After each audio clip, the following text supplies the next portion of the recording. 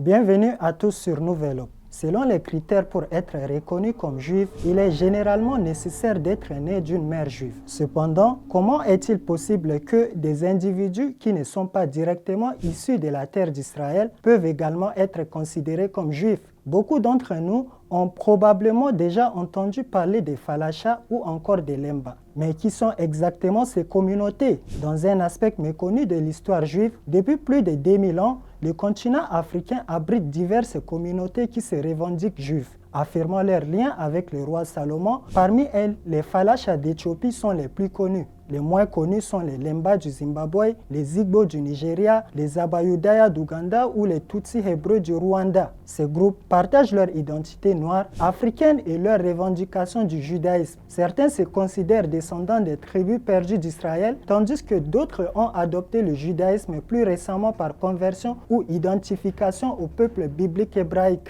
Les Lemba du Zimbabwe, par exemple, pratiquent des rituels similaires au judaïsme antique avec des analyses ADN révélant une ascendance non africaine en lignée paternelle, suggérant des origines sémitiques. L'histoire de ces communautés remonte à différentes époques. Les Lemba affirment que leur origine remonte à une tribu juive venue du Yémen en 600 de notre ère. Des liens entre l'Arabie du Sud et la côte sud-est de l'Afrique sont évoqués, notamment à travers le mythe d'Ophir situant les mines du roi Salomon sur les côtes africaines. En Afrique de l'Ouest, à Tombouctou, dans les années 1980, un groupe s'est autoproclamé juif se dénommant Zachor. Ils prétendent descendre des juifs du Touat, exterminés en 1492, suggérant une possible fuite vers le Mali actuel.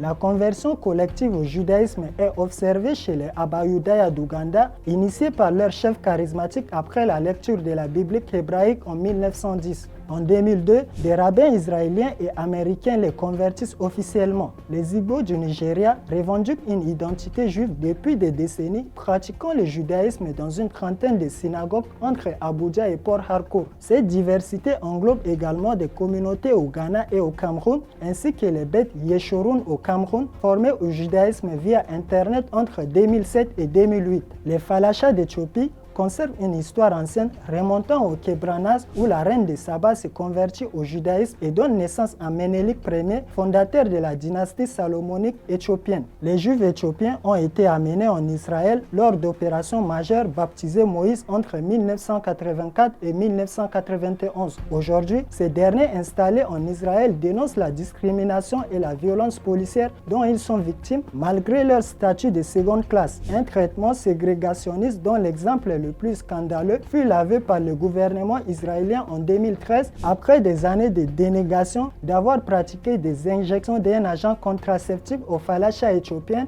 sans leur consentement, une pratique dont le ministère de la Santé a ordonné l'arrêt après des suspicions soulevées par une enquête. Bien que l'on estime que 150 000 Éthiopiens vivent en Israël, leur intégration totale demeure un défi majeur. Le taux de chômage reste élevé parmi cette communauté, les revenus sont inférieurs et la pauvreté y est plus répandue. Merci et à très bientôt sur Nouvel Hope.